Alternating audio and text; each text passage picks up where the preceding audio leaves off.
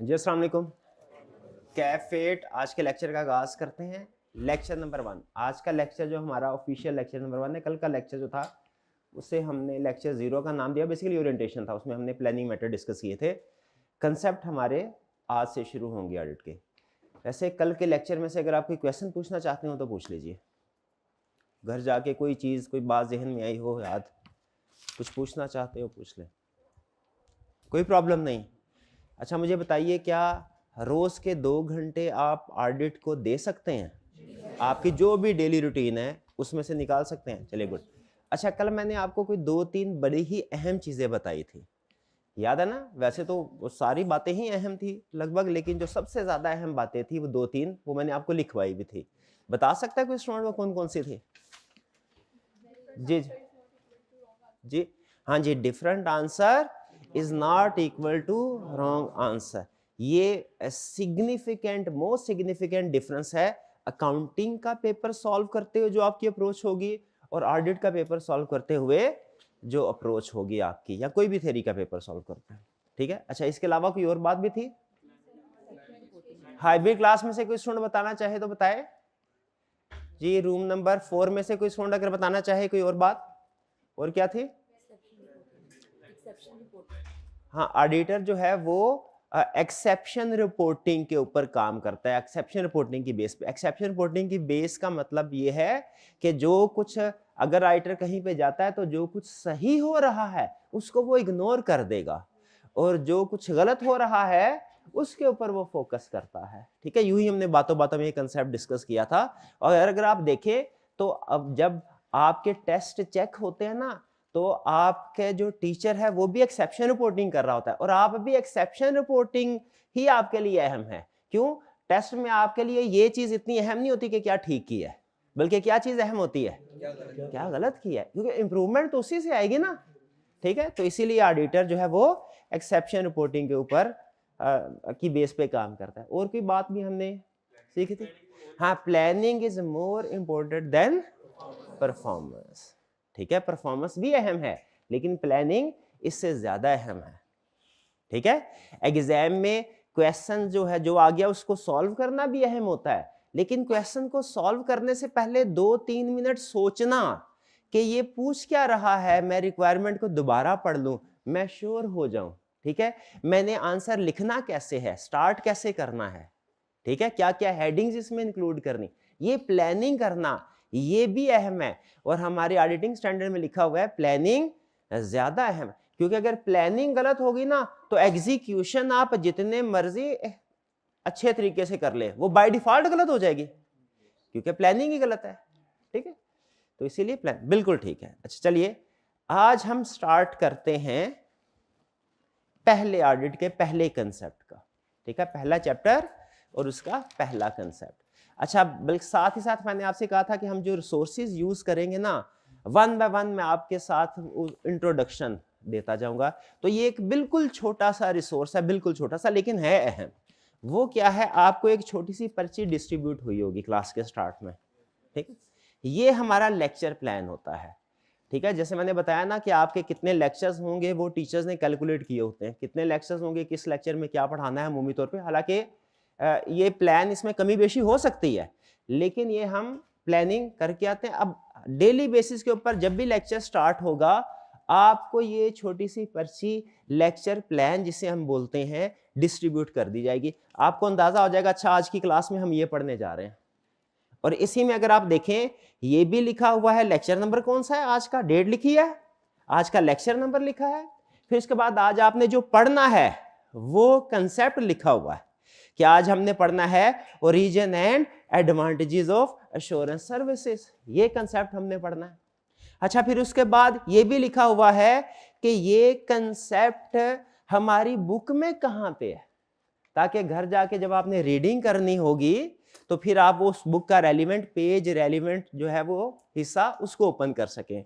वो लिखा हुआ है कि अगर आप इंस्ट्रक्टर की दोनों बुक्स का रेफरेंस, आईकैप की बुक का रेफरेंस भी है, इंस्ट्रक्टर बुक का रेफरेंस, कल हमने ये डिस्कस किया था ना कि आपके पास दोनों ऑप्शन है, चाहे तो इंस्ट्रक्टर बुक को अडॉप्ट कर लें उसको स्टडी मटेरियल, चाहे तो आईकैप वाला। भाई कंसेप्ट दोनों में एक जैसे, अल्फाज का फर्क होगा, तरतीब का फर्क होगा। किसका फर्क होगा? अल्फाज का और तरतीब का, बाकी कंसेप्ट एक जैसे है, वही कंसेप्ट उतने उधर, वही कंसेप्ट होते उधर, वो आपकी अपनी मर्जी है, जो मर्जी अडॉप्ट कर लें, ठीक है।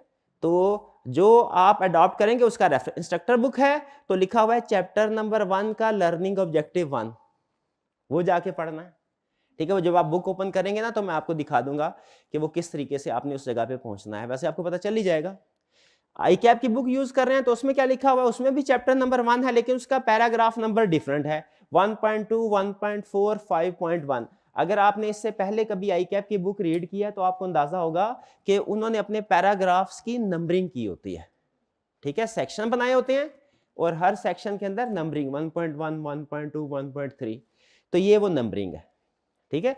कि आज जो हम कंसेप्ट पढ़ने जा रहे हैं आई कैप की बुक में वो आपको 3 जगह पे मिलेगा, पैराग्राफ नंबर 1.2 में, 1.4 में और 5.1 में, ठीक है। लेकिन अगर हमारी वाली बुक यूज करेंगे तो उसमें वो आपको एक जगह पे मिलेगा, किस जगह पे, लर्निंग ऑब्जेक्टिव 1।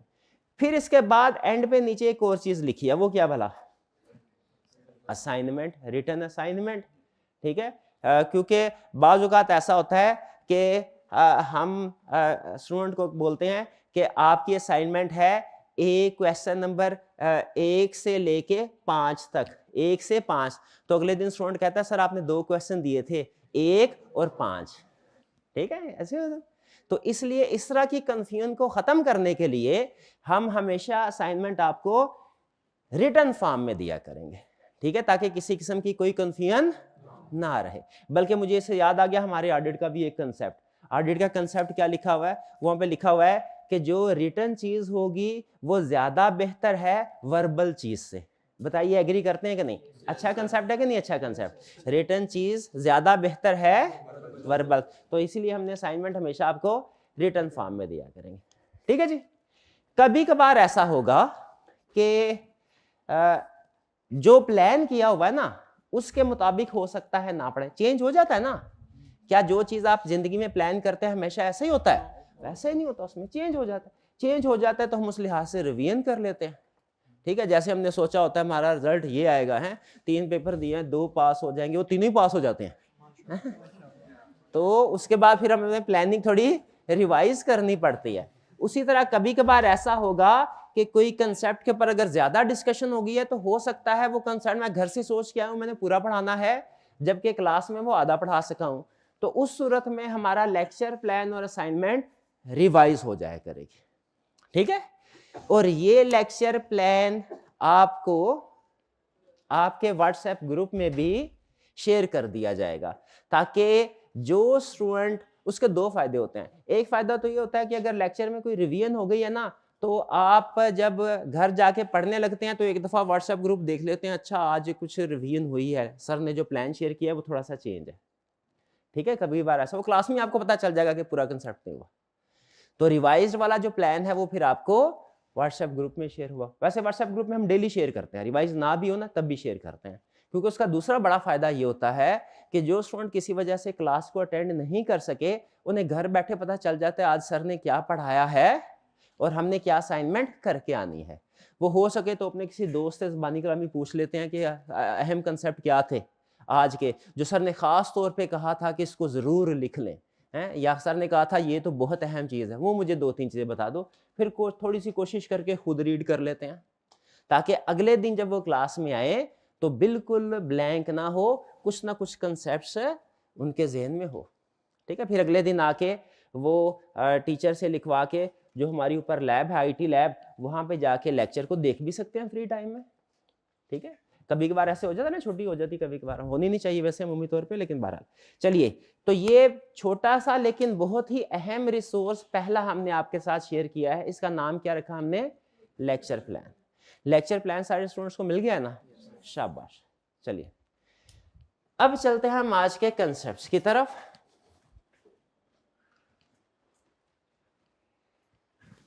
हमारा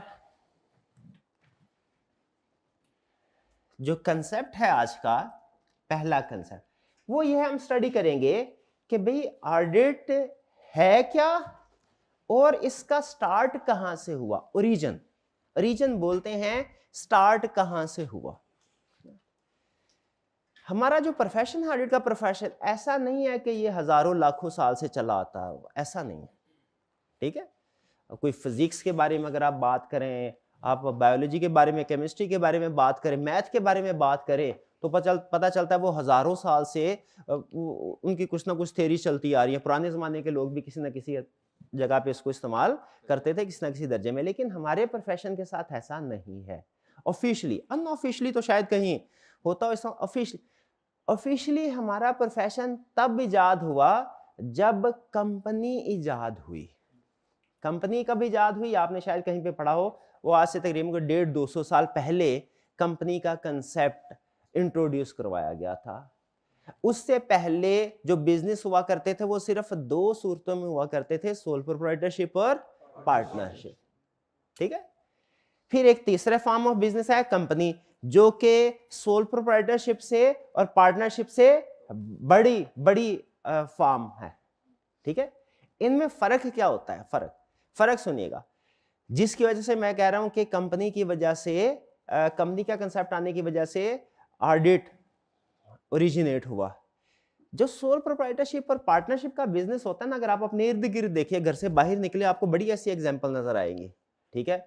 वो मोटरसाइकिल मैकेनिक की दुकान है, सोल प्रोप्राइटरशिप है। बेकरी है, वो हो सकता है पार्टनरशिप हो या सोल प्रोप्राइटरशिप हो, ठीक है। कभी आप किसी मोबाइल शॉप में चले जाते हैं, फी सेंटर चले जाए, हाल रोड चले जाएं, किसी इलेक्ट्रॉनिक्स की मार्केट में चले जाएं, वहां पे हो सकता है कुछ बड़ी शॉप्स हैं वो पार्टनरशिप की शक्ल में हो या सोल।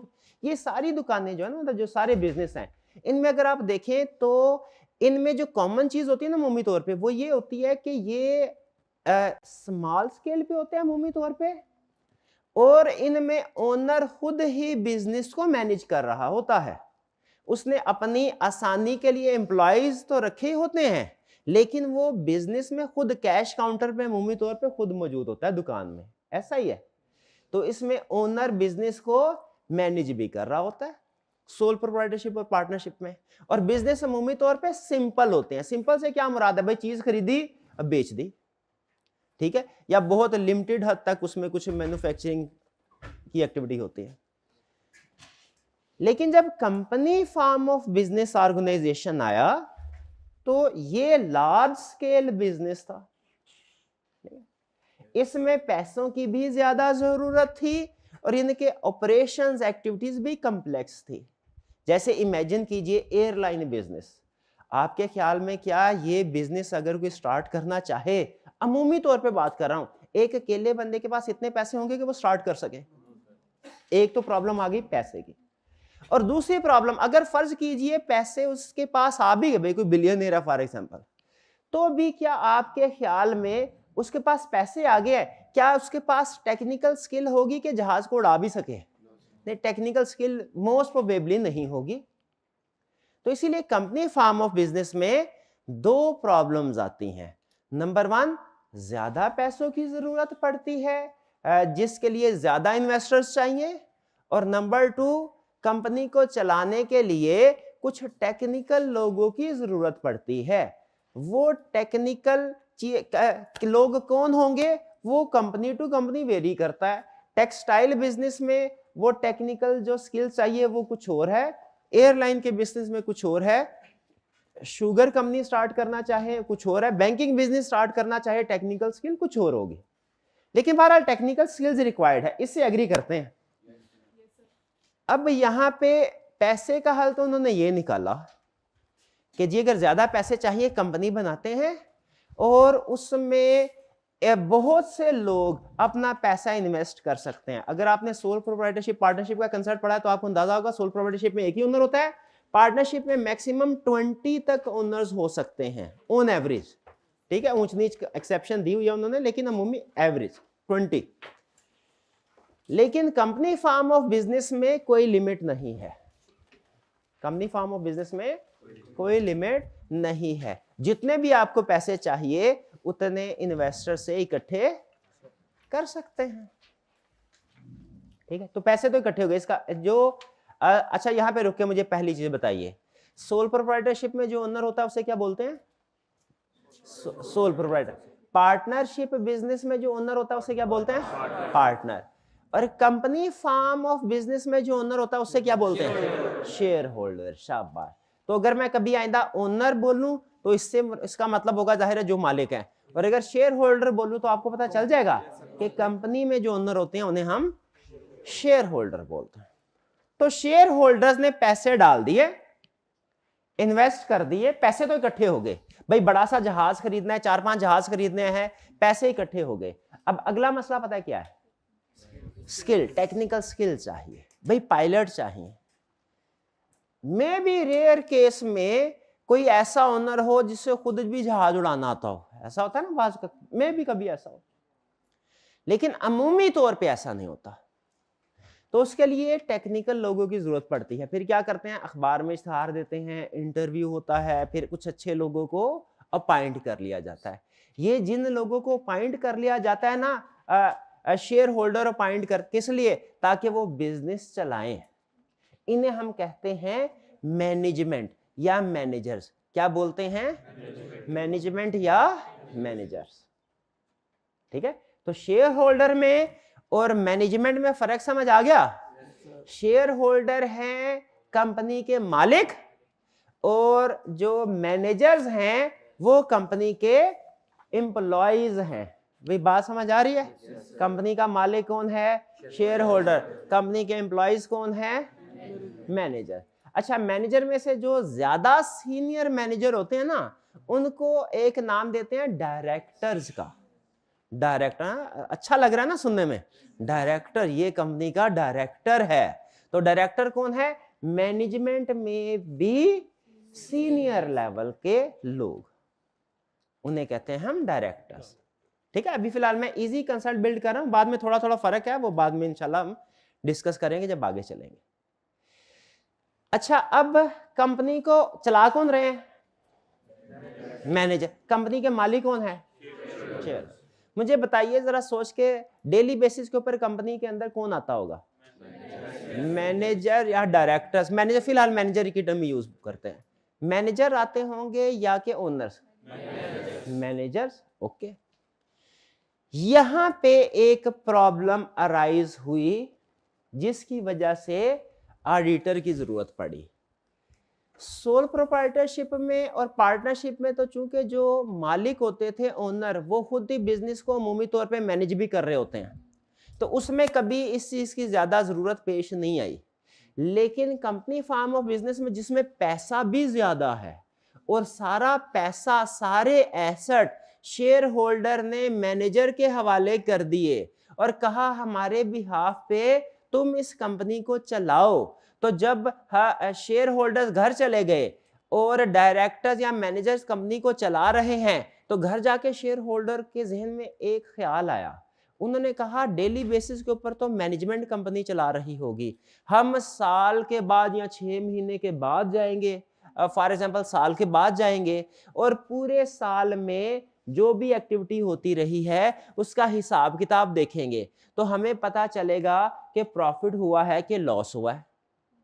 ठीक है, प्रॉफिट हुआ है तो हम मैनेजर्स को शाबाश देंगे, उन्हें थोड़ा सा बोनस भी देंगे। अगर लॉस हुआ हो तो हम उनमें से कुछ लोगों को नौकरी से निकाल देंगे। ये सारा काम तो होगा साल के बाद। ठीक है जी, और हमें बिजनेस में जो कुछ होता रहा है पता चल जाएगा। क्लियर? लेकिन अब यहां पे देखें, यहां पे सबसे अहम चीज पता है क्या हुई? सबसे अहम चीज जिसकी बेस पे डिसीजन मेकिंग होनी है वो है वो रिकॉर्ड जो साल के बाद मैनेजर्स ने अपने पूरे साल की परफॉर्मेंस का रिकॉर्ड शेयर होल्डर्स को देना है। देखिए सबसे अहम डॉक्यूमेंट इस वक्त क्या हुई? वो रिकॉर्ड जो साल के बाद मैनेजर्स ने प्रिपेयर करके क्योंकि शेयर होल्डर ने उस रिकॉर्ड की बेस पे डिसीजन मेकिंग करनी है कि हमने मैनेजर्स को शाबाश देनी है, बोनस देना है, या इनको नौकरी से निकालना है, उस रिकॉर्ड की बेस पे ना। तो यहां पे गड़बड़ क्या हुई, गैस कीजिए। हाँ जी, रिकॉर्ड में कि क्या यहां पे $1,000,000 क्वेश्चन ये आया, क्या मैनेजमेंट सारे साल की परफॉर्मेंस को सही सही शो करवा के ओनर्स के हवाले करेगी या उसमें कुछ गड़बड़ करेगी। अच्छा, आगे चलने से पहले मेरे एक सवाल का जवाब, और मैं ये चाहता हूं ये हाइब्रिड क्लास में रूम नंबर 4 में से इसका आंसर आए। वो रिकॉर्ड जो मैनेजमेंट ने पूरे साल में बना के एंड पे शेयर होल्डर्स के, ओनर्स के हवाले करना है कि सर सारा साल में हमारी परफॉर्मेंस ये रही, साल के एंड पे हमारी पोजीशन ये रही, उस रिकॉर्ड को कंपनी लॉ की लैंग्वेज में क्या कहते हैं? रूम नंबर 4 में से आंसर बताएं। रूम नंबर, शाबाश बताइए जी, क्या कहते हैं उसको? थोड़ा सा ऊंची बोलिएगा, क्या कहते हैं? ऑडिट रिपोर्ट नहीं बोलते भाई, आवाज इनकी नहीं आ रही, जरा थोड़ा सा इनके, हाँ हाँ जी जी भाई बताइए क्या कहते हैं जी? पास कीजिएगा जी। तो क्या बोलते हैं उसको, रिकॉर्ड को? फाइनेंशियल स्टेटमेंट, शाबाश। और ये आपने अकाउंटिंग में पढ़ा भी होगा और इसको प्रिपेयर करना सीखा भी होगा। क्लास में मेरे ख्याल है सारे ही स्टूडेंट्स को बेसिक लेवल की फाइनेंशियल स्टेटमेंट्स तो प्रिपेयर करना आती होंगी, कुछ रूटीन की एडजस्टमेंट के साथ, बिल्कुल। तो असूल याद रखिए, फाइनेंशियल स्टेटमेंट सही तो उसकी बेस पे जो लोग डिसीजन मेकिंग करेंगे वो सही, फाइनेंशियल स्टेटमेंट्स गलत तो उसकी बेस पे जो डिसीजन मेकिंग की जाएगी वो भी गलत होगी। अच्छा, यहां पे आया अब कंफ्लिक्ट, ठीक है? यहां पे क्या आया? कंफ्लिक्ट। कंफ्लिक्ट से पहले मैं आपके साथ थोड़ी डिबेट करना चाहता हूं शेयर होल्डर और मैनेजमेंट के रिलेशनशिप के ऊपर। ये फर्ज कीजिए ये है कंपनी के मालिक यानी शेयर होल्डर्स, और ये है कंपनी के एम्प्लॉयज यानी मैनेजमेंट या मैनेजर या डायरेक्टर्स कह लें। शेयर होल्डर्स ने इनको अपॉइंट किया, इनको कहा भैया हमारे पैसे आपके हवाले, हमारा बिजनेस आपके हवाले, हम घर जा रहे हैं, सारा साल आपने काम करना है, साल के बाद जो कुछ भी आपने किया है सारी परफॉर्मेंस रिटन फॉर्म में हमारे सामने शो करवानी है, ठीक है? और वो किस शक्ल में शो करवानी है? फाइनेंशियल स्टेटमेंट की शक्ल में। डन जी।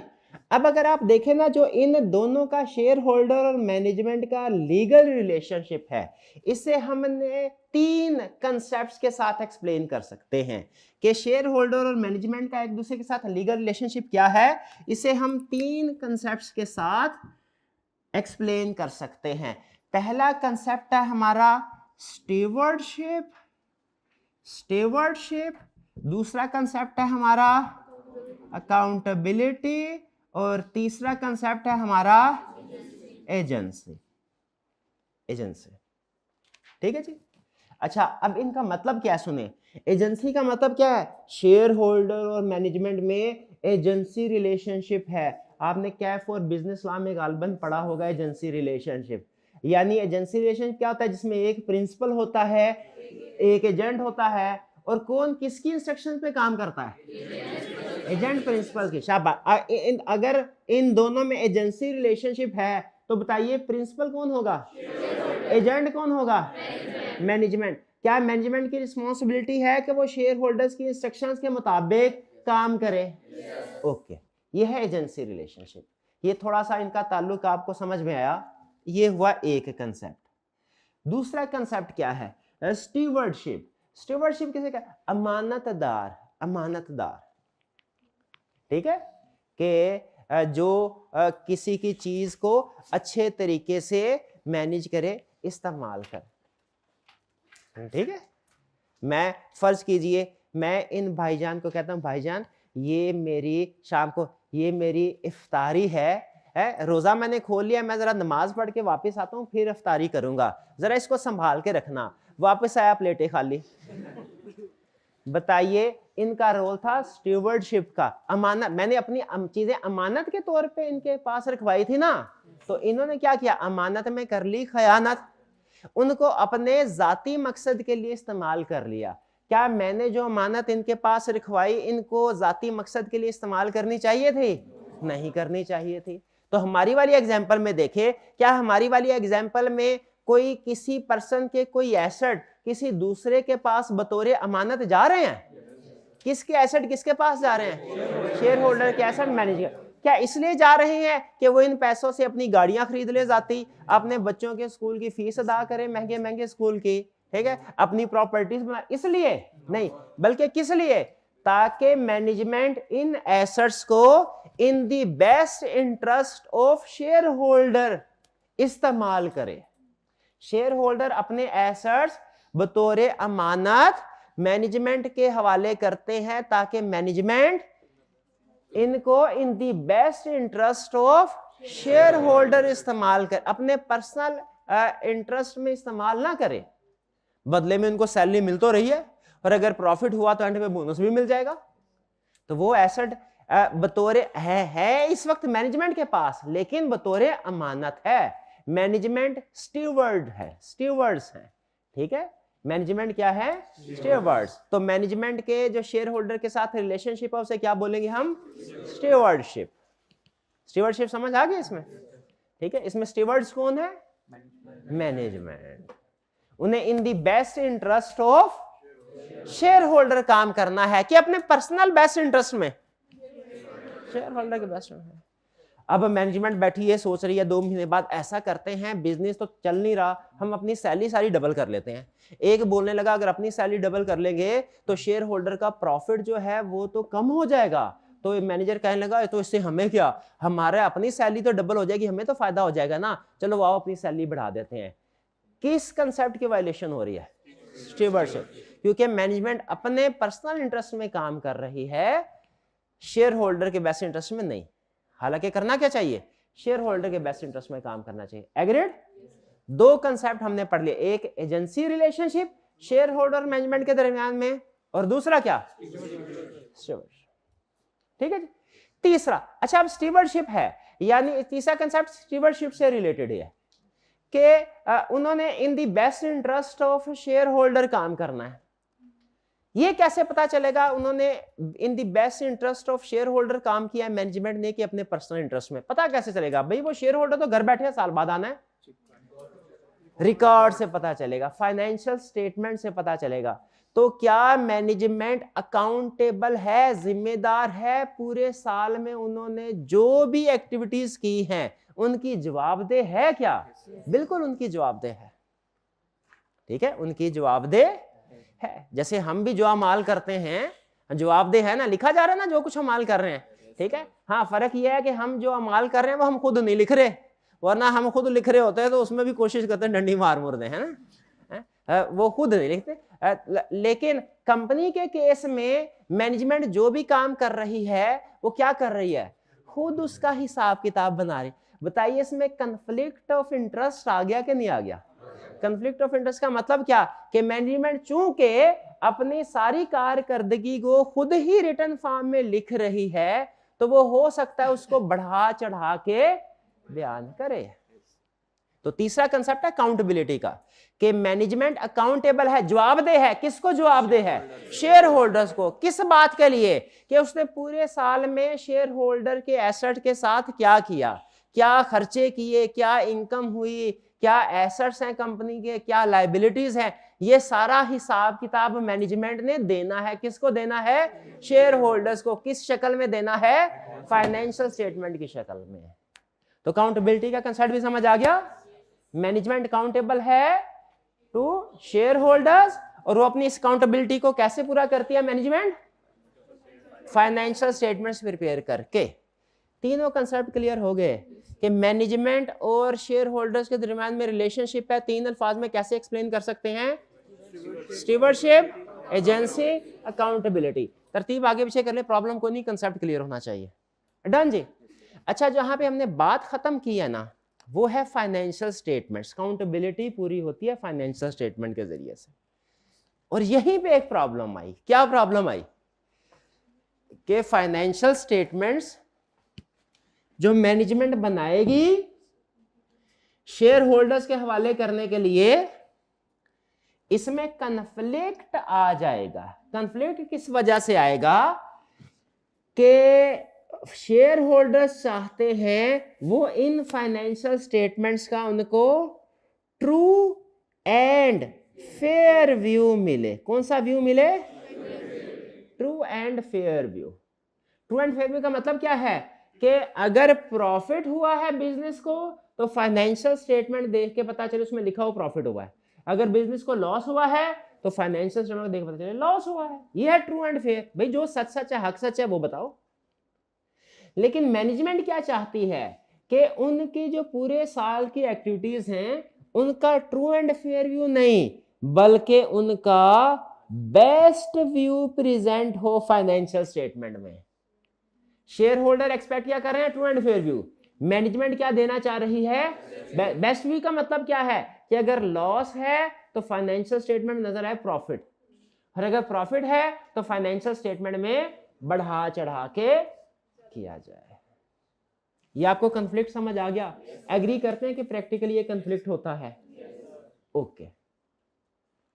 अच्छा, यहां पे अब थोड़ी देर के लिए एक चेक पॉइंट लगाते हैं, जरा 5 मिनट थोड़ा रिलैक्स डिस्कशन करते हैं। अब टेक्निकल डिस्कशन काफी हो गए। हमारे एक ऑडिटिंग स्टैंडर्ड, जैसे आपके अकाउंटिंग के स्टैंडर्ड्स होते हैं ना, अकाउंटिंग के स्टैंडर्ड होते हैं ना, वो मुश्किल मुश्किल इंग्लिश ले, वो मोटे मोटे मुश्किल मुश्किल इंग्लिश लिखी होती है उसमें, उसी तरह हमारे ऑडिट के भी स्टैंडर्ड होते हैं।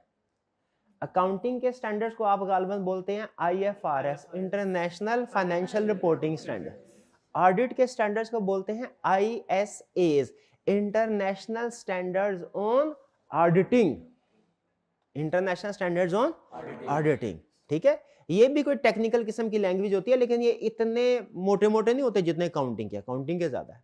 ऑडिट भी आहिस्ता आहिस्ता जैसे जैसे फ्रॉड घपले सामने आते जा रहे हैं ना, जो ऑडिट के स्टैंडर्ड के सफ़े हैं ना वो बढ़ते जा रहे हैं। जैसे हर नए फ्रॉड के साथ कुछ ना कुछ सफ़े उसमें बढ़ जाते हैं कि अब आइंदा ये भी करना है, हमने ये भी करना है, ये भी करना है। ठीक है, उन स्टैंडर्ड्स में एक स्टैंडर्ड है जिसमें एक बात लिखी हुई है, वो बात मैं आपके सामने रखना चाहता हूं और ये आपसे पूछना चाहता हूं कि क्या इन स्टैंडर्ड में काम की बातें लिखी हैं कि बेकार बातें लिखी हैं। उसमें एक बात ये लिखी हुई है, अगर आप चोर को, अल्फाज थोड़े से मुख्तलिफ हैं, चोर को पकड़ना चाहते हैं तो चोर की तरह सोचे, चोर बने नहीं लेकिन चोर की तरह सोचे। मुझे बताइए क्या आप इस पॉइंट ऑफ व्यू से एग्री करते हैं? ओके। तो अगर हम देखें इस वाले ये जो शेयर होल्डर और मैनेजमेंट है ना, इसमें अभी तक हमारी एंट्री नहीं हुई। हम ना मैनेजमेंट में हैं ना शेयर होल्डर, हमारी एंट्री तो अभी होनी है, लेकिन पहले उसकी ग्राउंड क्रिएट कर रहा हूं ना। यहां पे मैनेजमेंट जो है, अब हम जब आएंगे तो हमारा मकसद आपके ख्याल में क्या होगा भला? चोर। हमने ये देखना है क्या मैनेजमेंट जो फाइनेंशियल स्टेटमेंट शेयर होल्डर को बना के दिए ठीक है कि नहीं। तो अगर हमने फाइनेंशियल स्टेटमेंट्स में कोई एरर या फ्रॉड किए गए हैं, क्या किए गए हैं? एरर या फ्रॉड किए गए हैं, तो हमें उसको डिटेक्ट करने की कोशिश करनी चाहिए, करनी चाहिए। तो उसको डिटेक्ट करने के लिए हमें फिर मैनेजमेंट की तरह सोचना होगा। तो मैं अब आपको एक रोल दे रहा हूं। फर्ज कीजिए कि मैं शेयर होल्डर हूं, आप मैनेजमेंट हैं, आपने फाइनेंशियल स्टेटमेंट्स प्रिपेयर करके मुझे देनी है, और आपका मकसद क्या है कि उसमें प्रॉफिट ज्यादा से, कंपनी की तबाही फिरी पड़ी है, लेकिन आप ये चाहते हैं कि फाइनेंशियल स्टेटमेंट्स में प्रॉफिट ज्यादा, क्योंकि इसकी बेस पे आपको बोनस मिलना है। और अगर कभी सही सही पता चल गया ना कंपनी तबाह हो चुकी है, तो वो आपको तो जॉब से निकाल देंगे, धक्के मार के निकाल देंगे। तो आप ये चाहते हैं फाइनेंशियल स्टेटमेंट में प्रॉफिट ज्यादा से ज्यादा हो। अब आप लोगों की क्रिएटिविटी का इम्तिहान है, बताइए क्या करेंगे फाइनेंशियल स्टेटमेंट्स में, वन बाय वन। जी बताइए। सेल्स को बढ़ा देंगे, गुड, वेल डन। ये प्रोबेबली जो सबसे ज्यादा फ्रॉड किया जाता है ना फाइनेंशियल स्टेटमेंट में, वो यही किया जाता है। क्या किया जाता है? सेल्स बढ़ा दी जाती है। वेरी गुड पॉइंट, शाबाश। और डेप्रिसिएशन को कम दिखाएंगे, अजीब बात है। दूसरे नंबर पे जो सबसे ज्यादा फ्रॉड किया जाता है ना, वो ये है कि जितने भी एस्टीमेट होते हैं ना, प्रोविजंस जितनी भी होती हैं, उनको कम कर दिया जाता है। बेहतरीन, सही लाइन पे सोच रहे हैं। एक मिनट है, अब जरा हाइब्रिड क्लास में, हाइब्रिड क्लास रूल नंबर 6 में से बताइए, आप लोगों ने अगर फाइनेंशियल स्टेटमेंट में फ्रॉड करना है क्या करेंगे? शाबाश शाबाश, आइडिया दीजिए, आइडिया, शाबाश। ये हमारी फीमेल साइड पे हमारी बहन बैठी है आगे सामने, शाबाश। इन्होंने चार्टर्ड अकाउंटेंट इंशाल्लाह बनना है, इनसे पूछिए जरा, बताइए शाबाश, क्या करेंगे आप? कोई तरीकाकार बताइए, कोई सा बता दीजिए। प्रॉफिट ज्यादा से ज्यादा करना, या बैलेंस शीट में एसेट्स को ज्यादा से ज्यादा शो करवाना है, या बैलेंस शीट में लायबिलिटीज को कम से कम, क्योंकि एसेट और लायबिलिटी का दूसरा इंपैक्ट जो है वो भी प्रॉफिट पे जाता है। जी शाबाश, बताइए, कोई सेशन दीजिए, शाबाश। फोन है फ्रेंड कर लें, कोई मसला नहीं है, साथ वालों से पूछ लें, फटाफट बताइए, कोई बता दीजिए, शाबाश। देखिए पार्टिसिपेट करें क्लास में, बताएं, कोई ना कोई हल बताएं मसला। हम प्रॉफिट को ज्यादा करना चाहते हैं। हर स्टूडेंट अपने जहन में कोई ना कोई आइडिया सोच ले। अभी रूम नंबर 4 की तरफ भी मैं आ रहा हूं।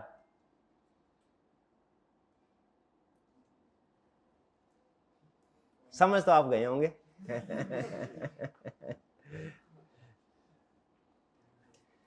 जी जी, बताइए, आप बताइए, शाबाश, बताइए क्या करेंगे?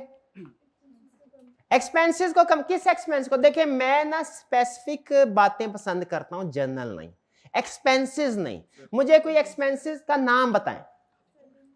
सैलरीज एक्सपेंस, शाबाश, बेहतरीन, सैलरी एक्सपेंस को कम करेंगे, शाबाश। और क्या करेंगे? शाबाश, बताएं। रीवैल्यूएशन करके एसेट्स की अमाउंट ज्यादा कर देंगे, बेहतरीन, ये भी अच्छा आइडिया था। और बताइए। क्लोजिंग स्टॉक इन्वेंट्री का बड़ा, बेहतरीन, बिल्कुल ठीक, बिल्कुल ठीक, मुझे अंदाजा हो गया, सही लाइन पे सोच रहे हैं। तो ये मुख्तलिफ तरीके हैं फ्रॉड करने के। बाज़ औक़ात गलती भी हो जाती है, लेकिन बाज़ औक़ात मैनेजमेंट जानबूझ के ये काम करती है ताकि प्रॉफिट ओवरस्टेट हो। अब आपको समझ लग गया मैनेजमेंट जो बेस्ट व्यू प्रेजेंट करेगी फाइनेंशियल स्टेटमेंट का वो कैसे करेगी। माशाल्लाह। अब शेयर होल्डर बड़े परेशान। शेयर होल्डर कहते हैं यार ये मैनेजमेंट है ना, ये बड़े चालाक है, ये टेक्निकल नॉलेज है इनका, इनको पता है फाइनेंशियल स्टेटमेंट्स कैसे बननी है, इनको पता है रीवैल्यूएशन क्या है, हमें नहीं पता, इनको पता है लोअर ऑफ कॉस्ट एनआरबी का रूल क्या है, हमें नहीं पता, इनको पता है एक्सपेंसेस का, इनकम का, सेल्स का कैसे ऊंच नीच करनी है, कैसे आई चलाई करनी है दाएं बाएं, हमें नहीं पता, ये तो मासूम है ना, ये टेक्निकल लोग। फिर शेयर होल्डर के एक दोस्त ने इन्हें मशवरा दिया, भैया ऐसा करो, तुम टेक्निकल नहीं हो ना, कोई प्रॉब्लम नहीं है, किसी टेक्निकल बंदे को अपने साथ मिला लो, किसी टेक्निकल बंदे को अपने साथ मिला लो। बदमाशी करनी हो ना, खुद बदमाश बनना जरूरी नहीं होता, क्या करना है, समझ गए ना। तो शेयर होल्डर ये चाहते हैं इनके पास भी मैनेजमेंट जो भी गड़बड़ कर रही है इनको पता चल जाए, तो क्या करे, क्या ये खुद टेक्निकल स्किल सीखें। एक तरीका तो ये है, ये मुश्किल तरीका है। आसान तरीका क्या है, ये एक इंडिपेंडेंट पर्सन को, किसको, इंडिपेंडेंट के ऊपर जोर है मेरा, इंडिपेंडेंट पर्सन को अपॉइंट करेंगे जो कि एक टेक्निकली एक्सपर्ट पर्सन होगा। इस पर्सन को नाम दिया जाता है ऑडिटर। ये हैं आप, ये हैं आप ऑडिटर।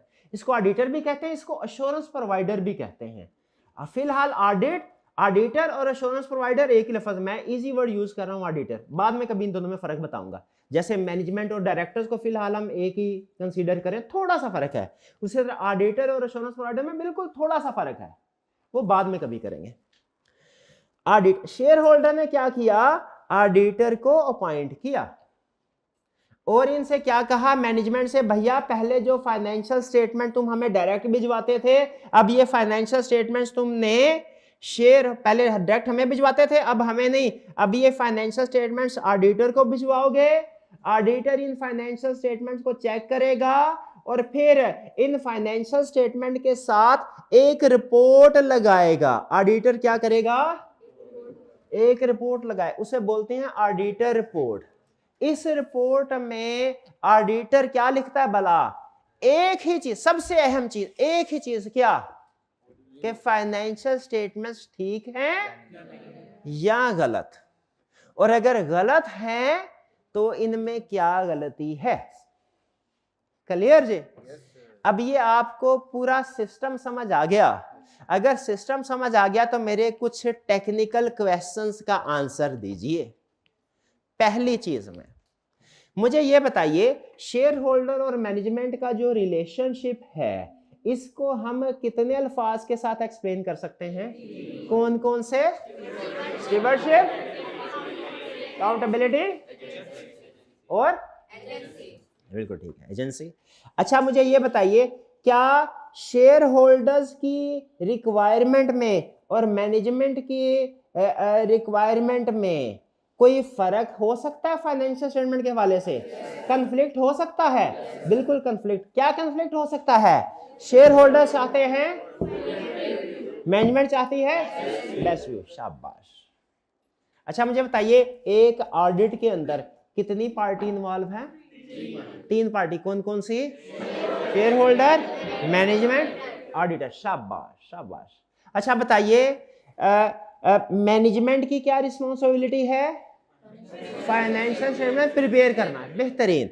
ऑडिटर की क्या रिस्पॉन्सिबिलिटी है? फाइनेंशियल स्टेटमेंट को चेक करना और रिपोर्ट देना। 2 बातें, चेक करना और रिपोर्ट देना। रिपोर्ट में क्या लिखा होता है कि फाइनेंशियल स्टेटमेंट सही है या गलत, और अगर गलत है तो क्या प्रॉब्लम है।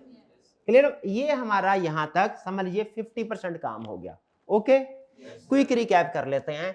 हमने क्या पढ़ा? ऑडिट क्या है? हमने ओनरशिप का कंसेप्ट पढ़ा, मैनेजमेंट का कंसेप्ट पढ़ा, हमने ये पढ़ा शेयर होल्डर्स कंपनी को ओन करते हैं, हमने ये पढ़ा डायरेक्टर्स कंपनी को मैनेज करते हैं शेयर होल्डर के बिहाफ पे। फिर हमने 3 कंसेप्ट पढ़े, स्टीवर्डशिप, अकाउंटेबिलिटी, एजेंसी। स्टीवर्डशिप में हमने पढ़ा कि डायरेक्टर्स जो है ना वो एज स्टीवर्ड एक्ट करते हैं। ठीक है, वो किस चीज के मानदार होते हैं? वो कंपनी के एसेट्स, शेयर होल्डर के बिहाफ पे कंपनी के एसेट्स को मैनेज करते हैं।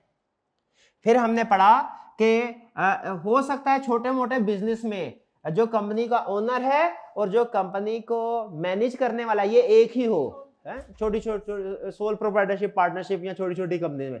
लेकिन बड़ी बड़ी कंपनीज में ये क्या होते हैं? सेपरेट होते हैं। अकाउंटेबिलिटी में हमने क्या पढ़ा कि जब डायरेक्टर्स को सारे एसेट दे दिए गए तो खुली छुट्टी नहीं है जो मर्जी करते रहो, बल्कि इन्होंने हिसाब किताब देना है कि सारा साल क्या करते रहे हैं। डायरेक्टर्स कैसे हिसाब किताब देते हैं? फाइनेंशियल स्टेटमेंट्स प्रिपेयर करके शेयर होल्डर्स को, और उस फाइनेंशियल स्टेटमेंट्स की बेस पे शेयर होल्डर्स ने कोई डिसीजंस करने होते हैं। अगर आपने कैफ 7 कंपनी लॉ पढ़ा है तो आपको अंदाजा उसमें लिखा होता था एजीएम में फाइनेंशियल स्टेटमेंट शेयर होल्डर को प्रेजेंट की जाती हैं जो अप्रूव करते हैं वो। ठीक है, तो वो लीगल रिक्वायरमेंट है सिर्फ। बहरहाल, तो एजेंसी क्या है? एजेंसी का मतलब ये है कि डायरेक्टर्स शेयर होल्डर के एजेंट हैं। डायरेक्टर ने शेयर होल्डर के इंस्ट्रक्शन के मुताबिक काम करना है। ठीक है, ये ना हो शेयर होल्डर्स कहें भैया ये जहाज उड़ाने हैं, आपने एयरलाइन का बिजनेस स्टार्ट करना है, वो इन पैसों से बिटकॉइन बाय कर लेंगे, बैठे बैठे प्रॉफिट हो जाएगा, पता चले डूब गए हैं पैसे। ठीक है, ऐसे तो नहीं होना चाहिए ना। जो शेयर होल्डर ने इंस्ट्रक्शन दी है डायरेक्टर्स को उनके मुताबिक ही काम करना है। ये क्लियर हो गया जी? अच्छा चलिए, अब आपको मुझे ये बताइए, हमारी इस कहानी के अंदर विलन कौन है? ये डिपेंड करता है पर्सपेक्टिव किसका है। अगर तो आप मैनेजमेंट बन के सोचेंगे ना, मैनेजमेंट की जिंदगी में विलन कौन है? ऑडिटर। लेकिन हम तो ऑडिटर हैं, हम तो ऑडिटर के पॉइंट ऑफ व्यू से सोचेंगे। ऑडिटर, इस स्टोरी में ऑडिटर के पॉइंट ऑफ व्यू से विलन कौन है और हीरो कौन है? ऑडिटर। क्लियर जी? अच्छा, अब जब फाइनेंशियल स्टेटमेंट्स ऑडिट होने के बाद ऑडिट रिपोर्ट के साथ शेयर होल्डर के पास पहुंची, बताइए ये बेहतर है कि ऑडिट के बगैर पहुंचे? ऑडिट के बाद। क्यों? इसमें होता यह है, जब ऑडिट होता है तो उसमें बहुत से एरर्स या फ्रॉड आइडेंटिफाई हो जाते हैं। ऑडिटर बहुत से एरर्स या फ्रॉड आइडेंटिफाई करके शेयर होल्डर को बता देता है, जिससे शेयर होल्डर से फ्रॉड होने से बच जाते हैं शेयर होल्डर। ठीक है, बल्कि अगर मैनेजमेंट को पता हो ना कि साल के बाद ऑडिटर ने आके किसी बंदे ने चेकिंग करनी है और हमसे पूछताछ करनी है, तो वो पहले से ही अलर्ट रहते हैं, वो ये काम कई दफा करते ही नहीं है। ठीक है, लेकिन कई लोग करते भी हैं, वो समझते हैं जी हम इतने चालाक हैं हमें कोई पकड़ नहीं सकता। तो करते भी हैं कोई, लेकिन कुछ मना भी हो जाते हैं कि उन्हें पता होता है साल के बाद चेकिंग होनी है। तो ऑडिटर क्या करता है, फाइनेंशियल स्टेटमेंट की चेकिंग करता है तो बहुत से एरर्स या फ्रॉड आइडेंटिफाई कर लेता है। डन जी, ओके। अच्छा, अब जब शेयर होल्डर्स ने देखा यार ये ऑडिटर तो बड़े काम की चीज है, थोड़ी सी फीस लेता है बस, लेकिन फाइनेंशियल स्टेटमेंट में पूरे साल में चेकिंग करके एरर या फ्रॉड जो होते हैं ना, बड़े बड़े, कौन से एरर या फ्रॉड, बड़े बड़े एरर या फ्रॉड होते हैं, वो हमें बता देता है। बाज़ औक़ात कुछ छोटे छोटे एरर या फ्रॉड रह भी जाते हैं, कोई हो सकता है 200-400 का एरर या फ्रॉड रह जाए, तो मुझे बताइए क्या शेयर होल्डर को उनकी टेंशन होनी चाहिए? उनकी टेंशन नहीं होनी चाहिए, ठीक है, उनकी टेंशन नहीं होनी चाहिए, क्योंकि एक एक रुपए का हिसाब किताब तो उनके लिए भी जरूरी नहीं है। भाई ऐसा ही है ना। हाँ, मुझे याद आ गया, मूवी देखी थी बचपन में, एक उसका डायलॉग याद आ गया, उसमें विलन था, विलन ने डायलॉग क्या बोला, वो कहता है वो छोटे विलन को ना सिखा रहा था स्मगलिंग का बिजनेस, स्मगलिंग का बिजनेस। तो उसे क्या कहने लगा, उसे कहने लगा देखो बच्चा, जो हीरो का कारोबार करते हैं ना वो लकड़ी के डब्बों की परवाह नहीं करते। मुझे बताइए क्या आप इस कंसेप्ट से एग्री करते हैं? भाई हीरो का कारोबार है तो लकड़ी के डब्बे आने जाने कोई मसला नहीं, कोई 2-4 टूट जाते कोई प्रॉब्लम नहीं, कि है प्रॉब्लम? अब कोई बिजनेस कर रहा हो हीरो का और लकड़ी के डब्बा टूट जाए, परेशान हो जाए, हम कहेंगे पागल हो भाई तुम, ठीक है। तो जब बड़ी बड़ी ट्रांजैक्शंस होती है ना, हाई वैल्यू आइटम्स होती हैं फाइनेंशियल स्टेटमेंट्स के अंदर, आप तो काउंटिंग के माहिर, आपको पता होगा कि किसी एक अकाउंट के अंदर बड़ी बड़ी लाखों की भी ट्रांजैक्शन होती है, छोटी छोटी हर ट्रांजैक्शन एक जैसी सेल होती है, हर की अमाउंट एक जैसी नहीं होती, कोई बड़ा ग्राहक होता है कोई छोटा ग्राहक होता है, खर्चे भी कुछ बड़े होते हैं कुछ छोटे होते हैं। मुझे बताइए, 3 ऑप्शन दे रहा हूं आपको, बल्कि आपसे एक सिंपल क्वेश्चन पूछ रहा हूं, मुझे बताइए क्या ज्यादातर फोकस बड़ी बड़ी आइटम्स के ऊपर होना चाहिए फाइनेंशियल स्टेटमेंट की, बड़ी बड़ी ट्रांजैक्शन के ऊपर, या फाइनेंशियल स्टेटमेंट की छोटी छोटी ट्रांजैक्शन के ऊपर? किसके ऊपर? बड़ी बड़ी ट्रांजैक्शन के ऊपर। तो उसमें कभी कभार छोटा मोटा अगर गलती डिटेक्ट होने से रह भी जाए तो क्या आप ये कहेंगे कि ऑडिट तो फेल हो गया?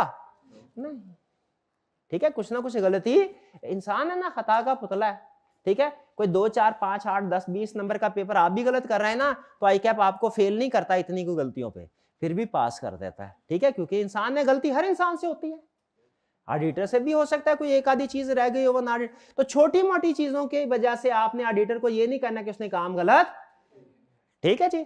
तो इसीलिए जो ऑडिट में ऑडिटर क्या करता है, बड़ी बड़ी आइटम्स के ऊपर फोकस कर, हीरो का कारोबार कर रहा है, कोयले का कारोबार नहीं कर रहा, लकड़ी का कारोबार नहीं कर रहा, तो वो क्या करेगा, बड़ी बड़ी आइटम्स के ऊपर फोकस करेगा। बड़ी बड़ी आइटम्स को हम ऑडिट की लैंग्वेज में बोलते हैं मटीरियल, मटीरियल क्या बोलते हैं? मटीरियल। और जो छोटी छोटी आइटम्स होती हैं उसको क्या बोलते हैं? इममटीरियल, इममटीरियल। बड़ी बड़ी आइटम को क्या बोलते हैं? मटीरियल। छोटी छोटी आइटम्स क्या बोलते हैं? तो शेयर होल्डर बड़े खुश हुए, शेयर होल्डर कहने लगे ये ऑडिटर तो बहुत अच्छी चीज है, बहुत अच्छा बंदा है, ये तो जो मटीरियल एरर या फ्रॉड है ये आइडेंटिफाई कर देता है। ये इतना खुश हुए शेयर होल्डर, खुश हुए कि सैड हुए? इस बात से खुश हुए। शेयर होल्डर्स ने अपने दूसरे मिलने जुलने वाले लोगों से, दूसरी कंपनी के लोगों से भी कहना शुरू कर दिया, भैया मैनेजमेंट के झांसे में ना आना, बल्कि मैनेजमेंट जो फाइनेंशियल स्टेटमेंट तुम्हें देना उसको ऑडिटर से चेक करवा लेना। दुनिया में कई ऑडिटर, किसी और ऑडिटर से चाहिए, लेकिन किसी ना किसी ऑडिटर से चेक करवा लेना, इसके बहुत फायदे हैं। क्या आप एग्री करते हैं कि इसके फायदे हैं? बिल्कुल। और ये आहिस्ता यहां से फिर ऑडिटर इजाद हुआ, ऑडिटर प्रोफेशन इजाद हुआ, और फिर आहिस्ता आहिस्ता ऑडिटर की वर्थ बढ़ना शुरू, मशहूरी हुई ऑडिटर की, और फिर अच्छा काम, वो लोग भी अच्छे थे, जो आज से 150 साल 200 साल पहले के लोग थे वो भी अच्छे थे, वो अच्छा काम कर गए, जिसकी वजह से हमारी रेपुटेशन बनी हुई है। अब देखें, आप सीए में आए हैं, आप किसी को जाके बताते हैं कि भाई मैं सीए कर रहा हूं, मैं चार्टर्ड का, एक प्रेस्टीज फील होता है कि नहीं होता? और बाज़ का तो दूसरी तरफ से कोई रिस्पेक्ट भी मिल जाती है ये कहने के बाद। तो सीए के साथ जो रिस्पेक्ट जुड़ी हुई है, आपके ख्याल में ये किसकी मेहनत है? ये आपकी मेहनत है? नहीं नहीं, आप तो अभी प्रोफेशन में एंटर हुए, ये हमारे सीनियर की मेहनत है जिन्होंने अच्छा काम किया, हमारे बुजुर्गों की, शाबाश। तो जो हमारे 100 साल 150 200 साल पहले के बुजुर्ग थे, इतना अच्छा काम किया, दुनिया में वाह वाह हुई कि इवन गवर्नमेंट लेवल पे एप्रिसिएशन की गई। और आज दुनिया की ज्यादातर गवर्नमेंट इंक्लूडिंग पाकिस्तान की गवर्नमेंट ने ये रिक्वायर कर दिया हुआ है कि बड़ी बड़ी कंपनीज का ऑडिट रिक्वायर्ड बाय लॉ है। बड़ी बड़ी कंपनीज का ऑडिट कहते हैं सोल प्रोप्राइटरशिप, पार्टनरशिप वगैरह, एनजीओ वगैरह है, छोटी मोटी कंपनीज है, इनको छोड़ो, इनकी खैर है, ये चाहे ऑडिट करवाएं चाहे ना करवाएं, इनके लिए ऑप्शनल है। लेकिन जो बड़ी बड़ी कंपनी है ना, वो लॉ में शायद लिमिट भी है, क्या 1 मिलियन की लिमिट है। जिस कंपनी का पेड अप कैपिटल 1 मिलियन से ज्यादा होगा उसके लिए ऑडिट कराना रिक्वायर्ड है, कंपनी लॉ में कैफ 7 में लिखा हुआ कहीं पे। तो पाकिस्तान में भी और बाकी की कंट्रीज में भी अब ये लीगली रिक्वायर्ड है कि जब कभी कोई बड़ी कंपनी अपनी फाइनेंशियल स्टेटमेंट्स बनाएगी तो जब तक उसका ऑडिट नहीं होगा शेयर होल्डर के पास नहीं जाएगी। पहले ऑडिट होगा फिर उसके बाद शेयर होल्डर के पास फाइनेंशियल स्टेटमेंट जाएंगे। आप बताइए क्या गवर्नमेंट का ये फैसला ठीक है? बिल्कुल ठीक है। क्लियर हो गई बात ये? तो इसका मतलब ये हुआ, अच्छा ये जो चीज रिक्वायर्ड बाय लॉ होती है ना, रिक्वायर्ड बाय लॉ, इसे हम कहते हैं स्टैट्यूटरी रिक्वायरमेंट। और जो चीज रिक्वायर्ड बाय लॉ नहीं होती उसे कहते हैं नॉन स्टैट्यूटरी। तो अगर कोई बड़ी कंपनी ऑडिट करवाए तो इसे आप क्या कहेंगे, कौन सा ऑडिट है, स्टैट्यूटरी या नॉन स्टैट्यूटरी? स्टैट्यूटरी। और अगर कोई छोटी कंपनी या सोल प्रोप्राइटरशिप या पार्टनरशिप ऑडिट करवाए इसे क्या कहेंगे, नॉन स्टैट्यूटरी ऑडिट। भाई ठीक है, ये हमारा दूसरा चेक पॉइंट, यहां पे चेक पॉइंट लगाते हैं लेक्चर का। एक क्विक रिकैप करता हूं फिर उसके बाद आगे चलेंगे। ठीक है, अभी लेक्चर के इस हिस्से में हमने क्या पढ़ा, इस हिस्से में हमने पढ़ा कि ऑडिट होने से शेयर होल्डर्स बड़े खुश हुए। ठीक है, आहिस्ता आहिस्ता प्रोफेशन ग्रो करना शुरू हुआ। अब बहुत सी कंट्रीज में ये लीगली रिक्वायर्ड है, रिक्वायर्ड बाय लॉ है कि जब वो अपनी एनुअल फाइनेंशियल स्टेटमेंट्स अपनी शेयर होल्डर को भिजवाएंगी तो पहले क्या करवाएंगी, ऑडिट करवाएंगी।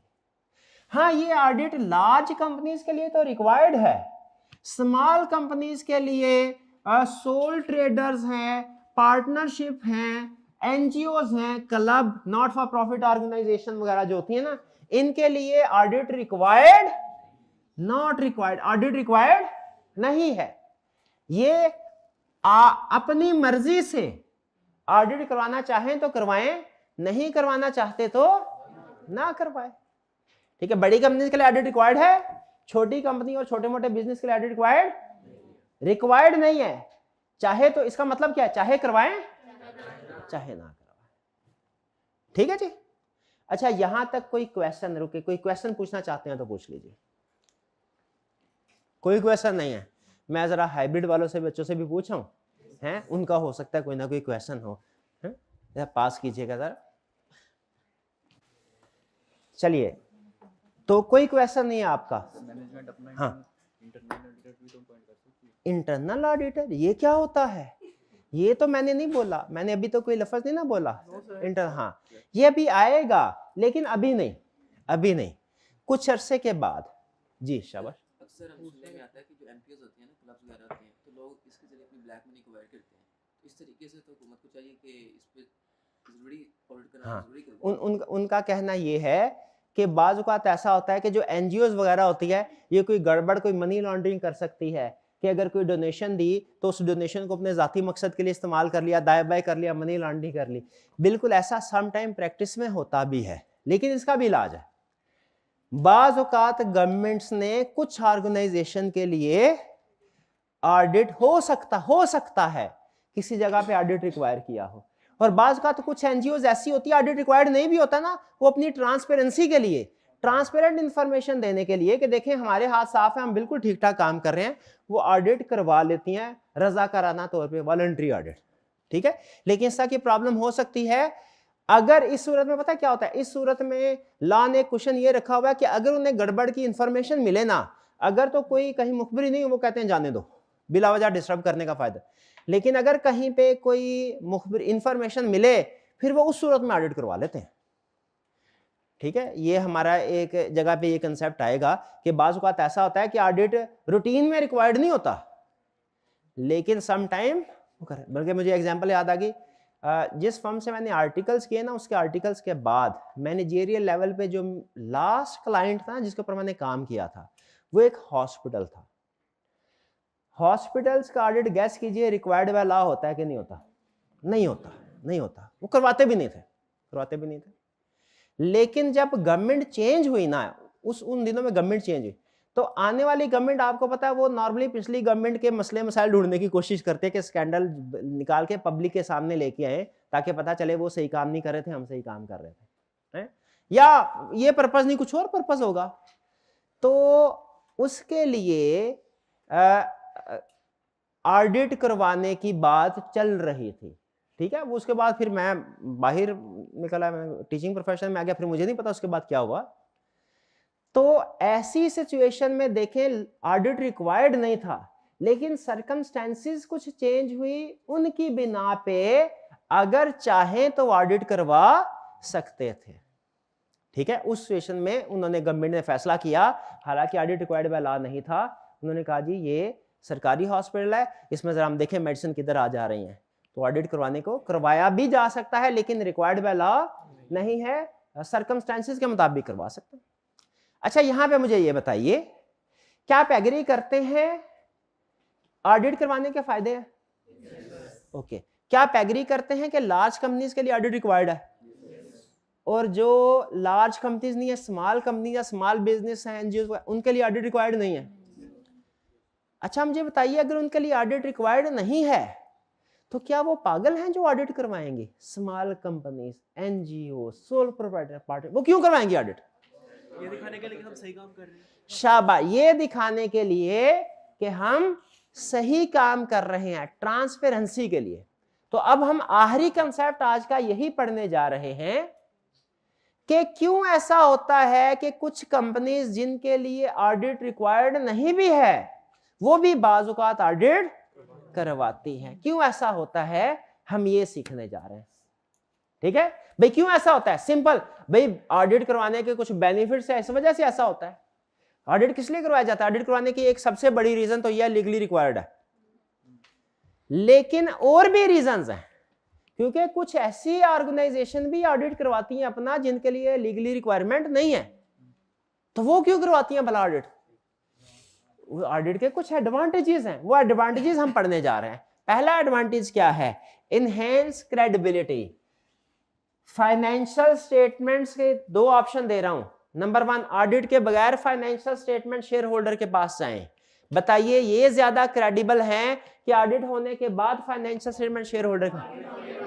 तो क्या हम ये कह सकते हैं कि ऑडिट फाइनेंशियल स्टेटमेंट्स में क्रेडिबिलिटी को ऐड कर देता है, ठीक है।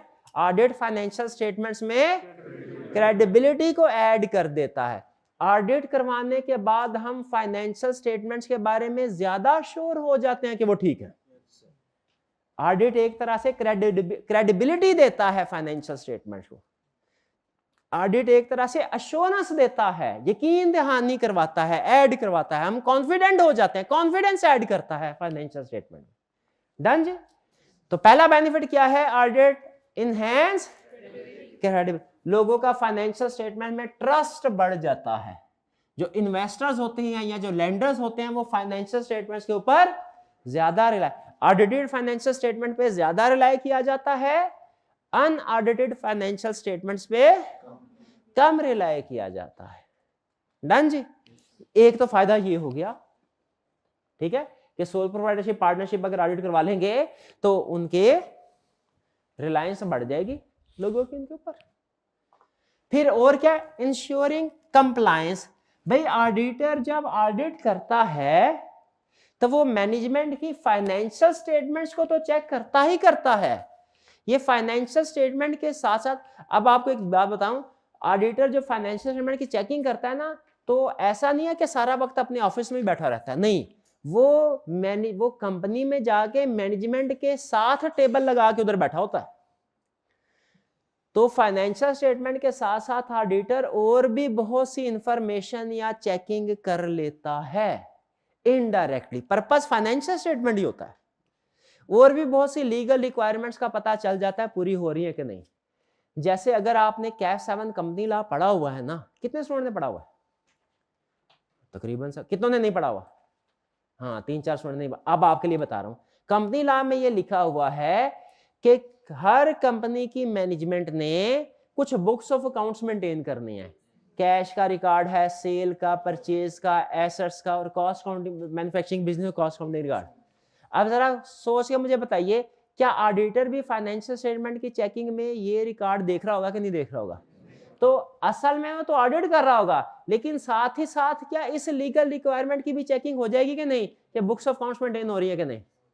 तो ऑडिट करने का एक और फायदा भी होता है, एक तो लीगल रिक्वायरमेंट पूरी हो जाती है, दूसरा ट्रस्ट बढ़ जाता है लोगों का, तीसरा जो लॉ ने लीगल रिक्वायरमेंट्स मैनेजमेंट को ऊपर अप्लाई की हुई हैं वो भी पता चल जाता है कि मैनेजमेंट वो पूरी कर रही है कि नहीं कर रही। लीगल ऑब्लिगेशन, ठीक है जी। लीगल ऑब्लिगेशन से कौन सी वाली ऑब्लिगेशन जहन में आनी चाहिए? वो बुक्स ऑफ अकाउंट्स वाले, ठीक है। और क्या है फायदा भाई? रिस्क मैनेजमेंट और इंटरनल कंट्रोल्स। अब ये इंटरनल कंट्रोल्स क्या है? इंटरनल कंट्रोल्स ये सुन लीजिए, थोड़ा इसके ऊपर थोड़ी डिबेट करते हैं। फाइनेंशियल स्टेटमेंट्स जब प्रिपेयर होती हैं, एक प्रोसेस के जरिए से प्रिपेयर होती हैं। फाइनेंशियल स्टेटमेंट असल में आउटपुट है, ठीक है, आउटपुट है। इससे पहले बहुत सी एक्टिविटीज हो रही होती हैं। जैसे आपको तो अकाउंटिंग के क्वेश्चन में क्या दिया जाता है ना, क्लोजिंग स्टॉक की वैल्यू है 80,000, एडजस्टमेंट करो। आप कर देते हैं, उधर से बैलेंस शीट में डाल दिया, उधर से वो कॉस्ट ऑफ सेल्स में डाल, ऐसे ही। जरा सोचे क्या प्रैक्टिकली 80,000 मैनेजमेंट को बैठे बैठाए पता चल जाता होगा कि मैनेजमेंट इसके लिए किसी प्रोसेस से गुजरती होगी? किस प्रोसेस से गुजरती होगी? हाँ, पहले इन्वेंट्री को, स्टॉक को गिनते होंगे कितनी क्वांटिटी है, फिर उसकी कॉस्ट कैलकुलेट करते होंगे FIFO की बेस के ऊपर, फिर इसको मल्टीप्लाई करके कैलकुलेट करती है। मैं सिंपल करके बता रहा हूं, असल में तो कहानी और भी है भाई, ऐसे करते होंगे। इस सारे प्रोसेस को, जो कि फाइनल स्टॉक की वैल्यू जो बैलेंस शीट में जा रही है, उस तक पहुंचने के लिए बैकएंड पे जितना भी प्रोसेस होता है, इसे बोलते हैं इंटरनल कंट्रोल। इसे क्या बोलते हैं? कंट्रोल। ये तो एक एग्जांपल। इंटरनल कंट्रोल सिर्फ एक एरिया, एक लाइन आइटम का नहीं होता, हर लाइन आइटम का होता है। जरा मुझे दूसरी एग्जांपल बताइए। बैंक बैलेंस शीट में जो बैंक का बैलेंस आता है, क्या एज इट इज मैनेजमेंट को पता चल जाता है और वो लिख देती है कि वो बैंक बैलेंस जो बैलेंस शीट में आएगा उससे पहुंचने से पहले मैनेजमेंट को कुछ काम करने पड़ते हैं? क्या काम करने पड़ते हैं? शाबाश। मैनेजमेंट को कैश बुक सामने रखनी पड़ती है, बैंक स्टेटमेंट सामने रखनी, बैंक रिकंसिलिएशन स्टेटमेंट बनाना पड़ती है, उसकी बेस पे कुछ एडजस्टमेंट्स वगैरह सामने आते हैं, वो सामने रखते हैं, फिर जाके वो एडजस्ट फिगर आती है जो बैलेंस शीट में जाएगी। तो ये बैंक रिकंसिलिएशन स्टेटमेंट बनाना और इससे रिलेटेड जितने भी मैटर्स हैं, इनको हम क्या कहते हैं? Internal control. इंटरनल कंट्रोल वो पॉलिसीज एंड प्रोसीजर्स हैं जिससे गुजर के फाइनेंशियल स्टेटमेंट्स बनती हैं। ये सिर्फ एक, मैंने आपको 2 एग्जांपल दिए हैं। एक एग्जांपल मैंने दी है आपको इन्वेंट्री की, एक एग्जांपल दी है बैंक बैलेंस की। हर item, line item, income statement, balance sheet में जो भी लाइन आइटम होती है ना, उसके बैक एंड पे एक सिस्टम चल रहा होता है, इंटरनल कंट्रोल सिस्टम। फिर जाके एंड पे वो शो हो रही। लोगों को यही नजर आ रहा होगा फाइनेंशियल स्टेटमेंट में सेल्स इतनी है, सेल्स के बैक एंड पे क्या काम होता रहा है, ये शेयर होल्डर को नहीं नजर आ रहा होता। ठीक है जी। जैसे आपके रिजल्ट कार्ड के ऊपर ये तो नजर आ रहा होगा कैफ पास, लोग जब आप दिखाएंगे, लेकिन उस कैफ पास तक पहुंचने के लिए बैकएंड पे आपने जितनी भी एफर्ट की है वो किसी को नजर नहीं आएगी। वो क्या होती है? ये आपका जो रिजल्ट कार्ड है ये एक तरह से फाइनेंशियल स्टेटमेंट है, और बैकएंड पे जो आपने एफर्ट की है इंटरनल कंट्रोल। आप रोज सुबह दूसरे सो रहे होते थे, आप सुबह सहरी के बाद फौरन पढ़ना शुरू कर देते थे, रोज क्लास में आते थे, ठीक है, असाइनमेंट करते थे। आपके बहुत से ऐसे स्कूल के, कॉलेज के दोस्त होंगे, वो याशी की जिंदगी, मतलब हमारे हिसाब से याशी है, वो कभी स्कूल कॉलेज गए, यूनिवर्सिटी गए, कभी ना गए, कभी पढ़ा कभी ना पढ़ा, थोड़ा सा काम मिलता है, ऐसा ही है। आप अगर देखिए आपकी जिंदगी कंपैरेटिवली टफ है। तो ये क्या, ये सारे काम क्या है जो आप करते हैं, ये आपका इंटरनल कंट्रोल है। इंटरनल कंट्रोल का कंसेप्ट समझ आया? अच्छा मुझे बताइए, क्या सही फाइनेंशियल स्टेटमेंट्स के लिए इंटरनल कंट्रोल स्ट्रांग होना चाहिए या वीक होना चाहिए? स्ट्रांग। सिंपल। तो याद रखें, फाइनेंशियल स्टेटमेंट्स का और इंटरनल कंट्रोल दोनों मुख्तलिफ चीजें हैं, लेकिन दोनों इंटरकनेक्टेड हैं। अगर इंटरनल कंट्रोल स्ट्रांग तो फाइनेंशियल स्टेटमेंट सही बनेगी, internal control weak, financial management कहे एक कंपनी का ऑडिट करने के लिए गए, वहां पे पता चला बैंक रिकंसिलिएशन स्टेटमेंट 4-4, 5-5, 6-6 महीने बनती नहीं है। बताइए इंटरनल कंट्रोल स्ट्रांग के वीक? ऐसी कंपनी की फाइनेंशियल स्टेटमेंट्स में एरर या फ्रॉड कम होंगे कि ज्यादा? ज्यादा होंगे। ठीक है। अब $1 मिलियन क्वेश्चन पूछूं आपसे, ऑडिटर को बहुत ही कंसेप्चुअल, मैं हर क्वेश्चन के साथ ये नहीं ऐड करता $1 मिलियन। ऑडिटर की अल्टीमेट रिस्पॉन्सिबिलिटी क्या है? किसको चेक करना? Financial statement. बेहतरीन। क्या ऑडिटर को सिर्फ फाइनेंशियल स्टेटमेंट पे ही फोकस करना चाहिए कि थोड़ा बहुत इंटरनल कंट्रोल को भी अंडरस्टैंड करना चाहिए? करना चाहिए। अब सवाल यहां से मेरा सर शुरू होता है, भाई अगर उसने रिपोर्ट फाइनेंशियल स्टेटमेंट्स पे देनी है ऑडिटर ने, इंटरनल कंट्रोल पे नहीं देनी, इंटरनल सिस्टम पे नहीं देनी, प्रोसेस पे नहीं देनी, आउटकम पे देनी है, तो इंटरनल कंट्रोल वो क्यों अंडरस्टैंड करे? हाँ, क्योंकि दोनों इंटरकनेक्टेड हैं। अगर इंटरनल कंट्रोल को वो अंडरस्टैंड करे, उसे पता चलेगा कि इंटरनल कंट्रोल स्ट्रांग है, तो वो सुकून का सांस लेगा। वो कहेगा इंटरनल कंट्रोल स्ट्रांग है, इसमें risk of error and fraud कम है, मैं थोड़ा सा रिलैक्स हो सकता हूं। और अगर इंटरनल कंट्रोल अंडरस्टैंड करे और उसे पता चले इंटरनल कंट्रोल वीक है, फिर ऑडिटर क्या सोचेगा कि रिस्क ऑफ एरर या फ्रॉड ज्यादा है, फाइनेंशियल स्टेटमेंट्स में गलतियों का चांस। अब वो कहेगा नहीं भैया, अब तो मुझे ना लेट सीटिंग करनी पड़ेगा, मुझे थोड़ा एक्स्ट्रा काम करना पड़ेगा। तो बताइए, क्या फाइनेंशियल स्टेटमेंट्स की चेकिंग डायरेक्ट शुरू कर देनी चाहिए कि पहले इंटरनल कंट्रोल को भी हल्का फुल्का अंडरस्टैंड कर लेना चाहिए? इंटरनल कंट्रोल समझ रहे हैं ना किसको कहते हैं? वो सिस्टम जिससे गुजर के फाइनेंशियल स्टेटमेंट बनते हैं। ठीक है जी। अच्छा, तो अब मुझे बताइए, जब इंटरनल कंट्रोल को ऑडिटर अंडरस्टैंड कर रहा होगा, ऑडिटर ने तो वो घाट घाट का पानी पिया होता है ना, वो 3 महीने इस कंपनी 3 महीने, उससे इंडस्ट्री की बेस्ट प्रैक्टिसेस का पता होता है। जैसे इंडस्ट्री की बेस्ट प्रैक्टिस ये है, हर मंथ एंड पे बैंक रिकंसिलिएशन स्टेटमेंट बननी चाहिए। जितना डिले करेंगे आपके एरर फ्रॉड उतना अरसा अनडिटेक्टेड रहेंगे। मंथली बेसिस पे करेंगे, मसले मसाइल मंथली बेसिस पे सामने आते रहेंगे, ये बेस्ट प्रैक्टिस है। अगर किसी जगह इंटरनल कंट्रोल वीक है, यानी रिकंसिलिएशन बन रही है 3-3, 4-4 महीने बाद, तो क्या ऑडिटर मैनेजमेंट को ये रिकमेंड कर सकता है कि भैया आप बैंक रिकंसिलिएशन स्टेटमेंट हर महीने बनाएं? कर सकता है कि नहीं कर सकता? रिकमेंड कर सकता, मशवरा दे सकता है कि नहीं? करना मैनेजमेंट नहीं है, उसने नहीं, मैनेजमेंट करे ना करे उसकी मर्जी, मशवरा दे सकता है। अब जरा बताइए, क्या मैनेजमेंट के लिए ये भी फायदा है कि नहीं है? ये भी फायदा है मैनेजमेंट, इसीलिए तो उसने एडवांटेजेस में लिखा है। क्या एडवांटेज? अब देखिए समझ में आएगा। एडवांटेज में ये लिखा है कि ऑडिट करने से एक फायदा मैनेजमेंट को भी होता है, क्या? उनके रिस्क सामने आ जाते हैं, उनके रिस्क। इंटरनल कंट्रोल में वीकनेसेस, रिस्क हम किसको कह रहे हैं भला? इंटरनल कंट्रोल में वीकनेस को कह रहे हैं। तो वीकनेस सामने आ जाती है, और फिर ऑडिटर सिर्फ वीकनेस नहीं बताता, बल्कि वीकनेस के साथ रिकमेंडेशन भी बताता है कि भैया ये कर लीजिए। जैसे हमारी वाली एग्जांपल में इंटरनल कंट्रोल वीकनेस क्या है कि रिकंसिलिएशन स्टेटमेंट हर महीने नहीं बन रही, और रिकमेंडेशन क्या होगी? रिकमेंडेशन है हर महीने बनाई जाए।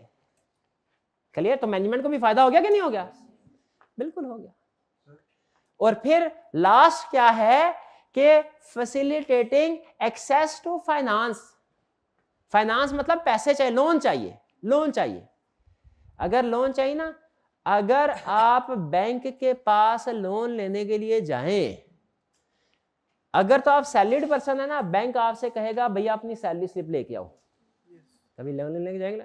लेकिन अगर आप बिजनेसमैन है ना, बैंक सैलरी स्लिप नहीं मांगेगा, फाइनेंशियल स्टेटमेंट, और फाइनेंशियल स्टेटमेंट्स भी अनऑडिटेड नहीं मांगेगा, ऑडिटेड मांगेगा, ऑडिटेड मांगेगा। ठीक है, तो अगर ऑडिटेड फाइनेंशियल स्टेटमेंट्स होगी, बैंक भी, क्योंकि रिलायबिलिटी उसकी बढ़ जाती है ना, बैंक भी श्योर हो जाता है अच्छा कंपनी के कम से कम 100 मिलियन के एसेट्स हैं, मैं इसको 40-50 मिलियन का लोन तो दे ही सकता हूं। तो लोन लेने में भी आसानी है। भाई बेनिफिट्स को समझ आया आपको? अच्छा, सिर्फ यही बेनिफिट्स नहीं है, और भी बेनिफिट है। ये ना समझे जो किताब में लिख दिया वही खत्म हो गए, और भी बेनिफिट्स हैं। एक दो मैं, अगर आप इजाजत दें, वैसे तो लेक्चर हमारा खत्म हो गया, इधर भी खत्म कर सकते हैं, 5 मिनट है, जल्दी भी घर जा सकते हैं आप। अगर आप इजाजत दें तो एक दो एग्जांपल और भी ऐड कर दो बेनिफिट्स की। सिर्फ ये बताना है कि लाजमी नहीं बेनिफिट स्टार्ट, और भी बेनिफिट है। जैसे सम टाइम ऐसा होता है, आपने टैक्स रिटर्न की उसने बात नहीं की कहीं पे, बैंक की बात की कि लोन लेने में आसानी होती है, टैक्स रिटर्न के साथ भी अगर आप tax return audited financial statements की बेस पे सबमिट करवाए ना बात का साथ, उसके साथ, तो जो एफबीआर है उसको तसल्ली हो जाती है। जो आपकी असेसमेंट होती है ना, उसमें फिर वो ज्यादा डिटेल में चेकिंग नहीं, उन्हें पता होता है इंडिपेंडेंट पर्सन ने ऑलरेडी फाइनेंशियल स्टेटमेंट चेकिंग कर लिया, तो उसमें भी सम टाइम फैसिलिटेशन होती है। लेकिन बहरहाल ये उधर उस बंदे की मर्जी है, एफबीआर की मर्जी है, वो चाहे तो बिल्कुल इग्नोर करके कहे हम तो अपनी चेकिंग करेंगे, लेकिन फिर भी थोड़ा बहुत है। और एक और आपको प्रैक्टिकल एग्जांपल देता हूं। अब ये भी हमारे ये जब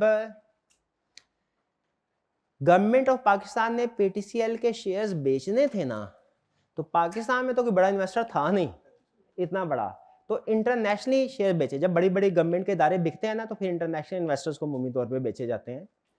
तो जब इंटरनेशनली बोली लगी, तो इन्वेस्टर्स ने कहा कि हम शेयर प्राइस बाद में कोट करेंगे, पहले आप हमें जिस कंपनी के शेयर बेच रहे हैं इसकी ऑडिटेड फाइनेंशियल स्टेटमेंट हमारे साथ शेयर करें।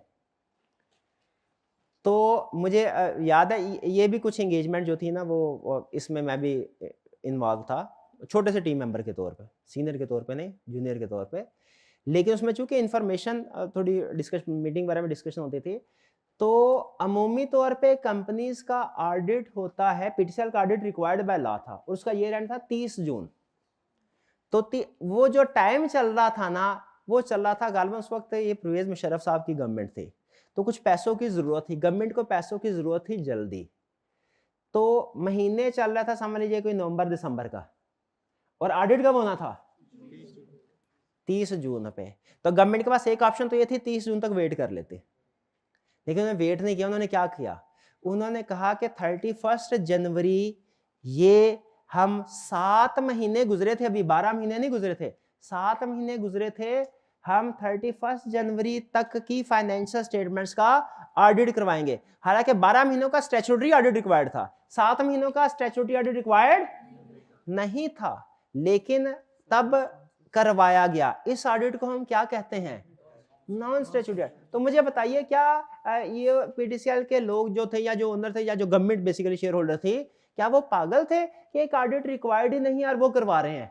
क्या हालात की वजह से जरूरत पड़ी? क्या फायदा हुआ भला गवर्नमेंट को कि बिजनेस को सेल करने में आसानी हो गई। तो ऑडिट करवाने का एक फायदा ये भी होता है कि बिजनेस को जब आपने सेल करना होता है ना, तो फिर ऑडिटेड फाइनेंशियल स्टेटमेंट की बेस पे सेल करना आसान हो जाता है, पता चल जाता है इस बिजनेस के अंदर टोटल एसेट्स कितनी वैल्यू के हैं। बिजनेस सेल परचेज करने की बात उसने नहीं लिखी, लोन वाली बात उसने डायरेक्टली नहीं, लोन वाली बात लिखी है, दूसरी टैक्स वाली बात उसने नहीं लिखी। तो बताना ये मकसद है कि सिर्फ यही बेनिफिट नहीं है, और भी बेनिफिट है। अगर एग्जाम में बैठ के आपको बेनिफिट पूछे और आपको इनमें से कोई एक दो भूल जाए, परेशान नहीं होना, और बेनिफिट सोचने हैं और वो लिख सकते हैं आप। डन जी? ये था हमारा आज का लेक्चर। जरा क्विक रिकैप करते हैं। आज के लेक्चर में हमने क्या सीखा? आज के लेक्चर में हमने ऑडिट में जो 3 पार्टीज हैं इनका इंट्रोडक्शन लिया। इसमें ज्यादा डिस्कशन हमने की मैनेजमेंट के ऊपर और शेयर होल्डर्स के ऊपर। बताइए इन दोनों का रिलेशनशिप हम किन अल्फाज के जरिए एक्सप्लेन कर सकते हैं? स्टीवर्डशिप, अकाउंटेबिलिटी और एजेंसी। शाबाश। अच्छा, फिर इसके बाद हमने स्टडी किया कि हर कंपनी का हर बिजनेस का ऑडिट रिक्वायर्ड नहीं है। कुछ बिजनेसेस का ऑडिट रिक्वायर्ड है, कुछ का ऑडिट रिक्वायर्ड। जिनका ऑडिट रिक्वायर्ड है, अगर वो ऑडिट करवाए तो हम कहते हैं ये स्टैट्यूटरी ऑडिट है, और जिनका ऑडिट रिक्वायर्ड नहीं है उसको नॉन स्टैट्यूटरी या वॉलंटरी ऑडिट भी बोलते हैं, रजा कराना, वॉलंटरी ऑडिट। फिर इसके बाद हमने ये पढ़ा कि लोग नॉन स्टैट्यूटरी ऑडिट क्यों करवाते हैं। स्टैट्यूटरी वाले तो ऑडिट इसलिए करवाते हैं ना क्योंकि लीगल रिक्वायरमेंट है। नॉन स्टैट्यूटरी वाले ऑडिट क्यों करवाते हैं? क्योंकि ऑडिट के कुछ बेनिफिट्स हैं। भाई क्या क्या बेनिफिट है अपने अल्फाज में बताएं आपने? फाइनेंशियल स्टेटमेंट्स की क्रेडिबिलिटी बढ़ जाती है, लीगल रिक्वायरमेंट्स की कंप्लायंस पता चल जाती है पूरी हो रही है कि नहीं हो रही। फिर उसके बाद हाँ, इंटरनल कंट्रोल वीकनेसेस सामने आ जाती है और उनकी रिकमेंडेशन भी आ जाती है। ये बड़ा अच्छा पॉइंट मुझे लगा, इसको तो टिक करें ये जरूर, क्योंकि ये आपके बाकी के कंसेप्ट इधर ही दफन हो जाएंगे आप, मतलब इसी चैप्टर में। ये वाला जो कंसेप्ट है ना इंटरनल कंट्रोल वाला, ये आगे बार बार आएगा, इसको तो पक्का करना है आपने, ठीक है। अच्छा, और क्या क्या फायदे हैं भाई? बिजनेस में सेल परचेज करने में आसानी होती है, लोन लेने में आसानी है, टैक्स रिटर्न फाइल करने में आसानी है, और क्या आसानी है? कोई और बता सकता है? सेल एंड परचेज, बिल्कुल ठीक, बिल्कुल। तो क्लियर हो गया? ठीक है, ये हमारा लर्निंग ऑब्जेक्टिव 1 था। घर जाके नोट्स आपको मिल गए हैं, आपने इसको कंप्लीट स्टडी करना है, एंड पे होम असाइनमेंट है रिटन फॉर्म में करनी है। कोई क्वेश्चन हो तो पूछ ले। कॉर्पोरेट गवर्नेंस का मतलब है लीगल रिक्वायरमेंट। कॉर्पोरेट गवर्नेंस के साथ ब्रैकेट में चाहे लिख ले, इसका मतलब क्या है? Legal requirements. और कोई क्वेश्चन? इंटरनल कंट्रोल का मतलब समझ आ गया कि नहीं आ गया? आज के लेक्चर में जो लिखा हुआ है वो तो सारा अहम है, उसके अलावा जो सबसे अहम चीज है ना, जो थोड़ी डिटेल में वो है इंटरनल कंट्रोल वीकनेसेस रिकमेंडेड। ये कंसेप्ट जरूर ध्यान में रखना। क्लियर जी? अच्छा, तैयार होके आना है। अब आपको आज से हम कुछ और एक्टिविटीज भी आपके साथ शेयर करेंगे। हो सकता है शाम को आप व्हाट्सएप ग्रुप में जाके देखें तो उसमें आपको कोई चीज नजर आए। जो भी चीज नजर आएगी आपने उसको फॉलो करना है, ठीक है जी। आज का लेक्चर यहाँ पे खत्म करते हैं हम। अल्लाह हाफिज।